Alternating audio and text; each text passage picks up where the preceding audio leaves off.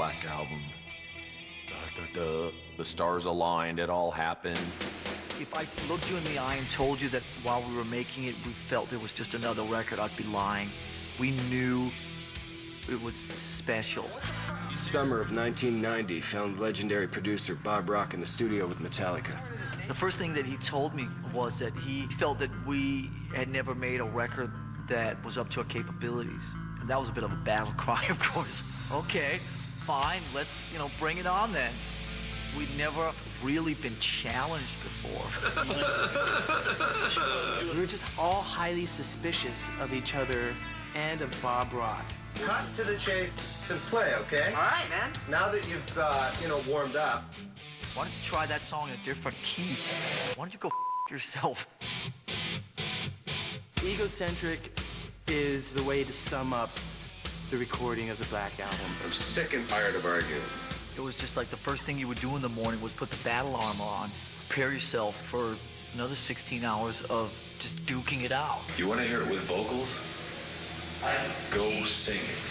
Lars and James weren't getting along at all. One verse and one chorus, that's all I had. There's nobody that can push James Hetfield like me. I can piss him off in 5 seconds flat. My throat is really right now. Okay. Buddy, Al, I wouldn't ask you to do a drum roll if your arm fell off. Two egos going in battle all the time. The snare thing to kind of book it. Yeah, peace, When the next section shoot it comes in, down. it's not as loud. Idea. We had to fight for pole position. We had to show that we were one up on the other guy. Everything that's been put down the last 4 days, you can erase it. I'm here. Brothers, brother stuff. Just being in there and trying so hard to write the best lyrics. And then if someone would say, that's okay. What? This is fun, James.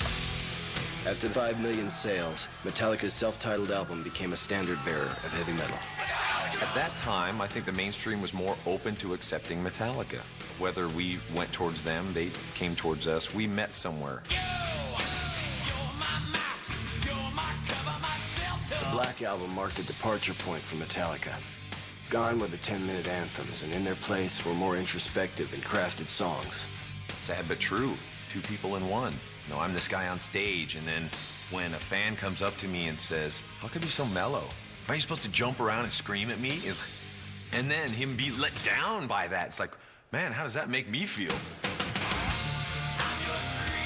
Started taking a lot of that frontman kind of thing with him off stage and using it to keep people at bay, to intimidate people. I'm tired of being a clown. I'm not gonna act for you. Hello, I'm human. So close, no matter how far. So close, no matter how far. Yeah, that's us on the road. That was a song that I wrote on a 4-track in hotel rooms around the world. The difficulties around being on the road and trying to have a relationship. In the summer of 1991, Metallica took their music to the masses. We knew that we needed to tour our asses off. Do the interviews, do the TV appearances, do the videos, do the photo sessions, do the shows. Our attitude was, bring it on. The tour would last 2 years, span 5 continents, and include over 300 shows. Metallica indulged in the temptations of the road, leaving a strained and weary brotherhood. Our managers would say, Sad But True is now a big hit in Japan, we have to go back. My mind is going, yeah, let's do it, and my body's going, no. At the end of those 22 months, it made everything that was going on during the recording process look like a picnic. Good morning. Son of bitches. It was time to take a break. In 10 short years, Metallica had gone from a gang of raucous teenagers to the biggest heavy metal band in the world. Could Metallica withstand the challenges of success? Let's hear it for Jim Brewer.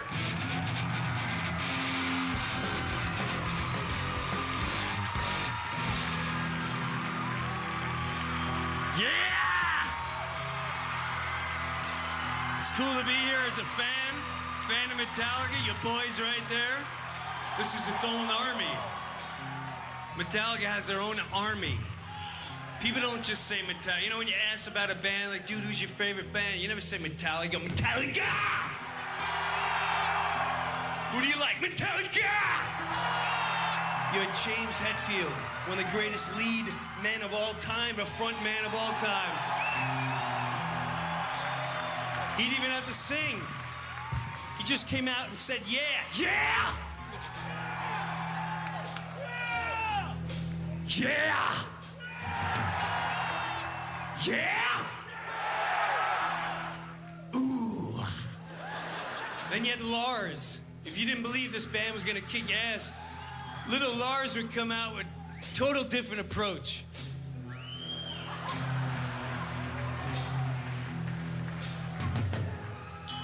What's up there, dudes?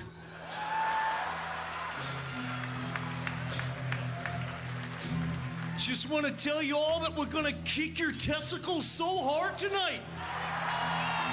They're gonna be dangling out your nostril, huh? Huh? Ain't that right, James? Yeah! Now they got a new world ahead of them. They got children. Half these guys have kids running around. And I'm sure it's gonna change the writing of this band. But I'm sure it's never gonna change their attitude and the way they perform. So this is for Metallica's new future of children. This is Metallica performing If You're Happy and You Know It. If you're happy and you know it, clap your hands. Yeah!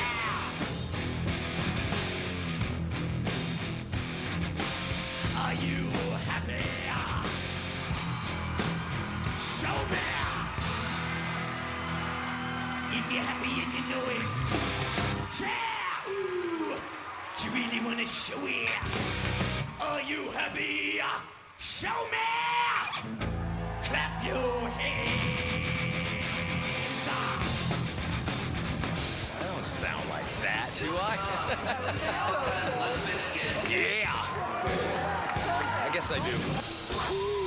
Coming up, performances by Limp Bizkit Rock and roll, baby. Amazing. and the icons themselves.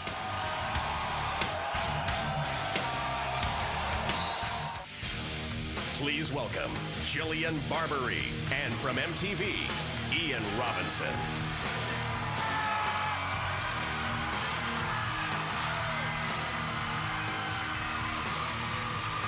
Proud to say I've been a massive Metallica fan ever since the day I was sent home from Assumption High School, Burlington, Ontario, Canada. It was a Catholic high school for wearing my Metallica concert shirt underneath my schoolgirl uniform. And you know what? Yeah. Back then I got in trouble for being a fan, and you know what? Now I get an all-access pass and a chance to be on the same damn stage as one of the greatest bands in the world, Metallica. Well, you know what?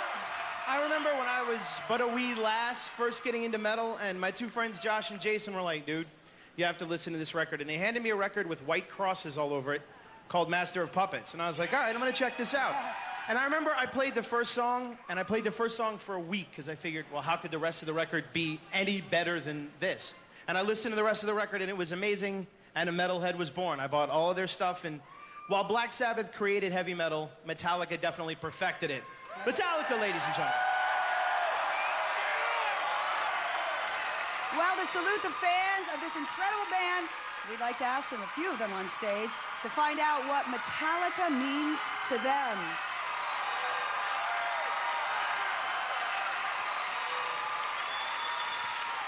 Give me the one word that sums up your love for Metallica. Passion. Rock. Power. Sinful. Aggression. Inspirational. Rebellion. Yeah. Orgasmic. Energetic. Medicine. Gods. Out of control. Vicious. Thank you, Metallica!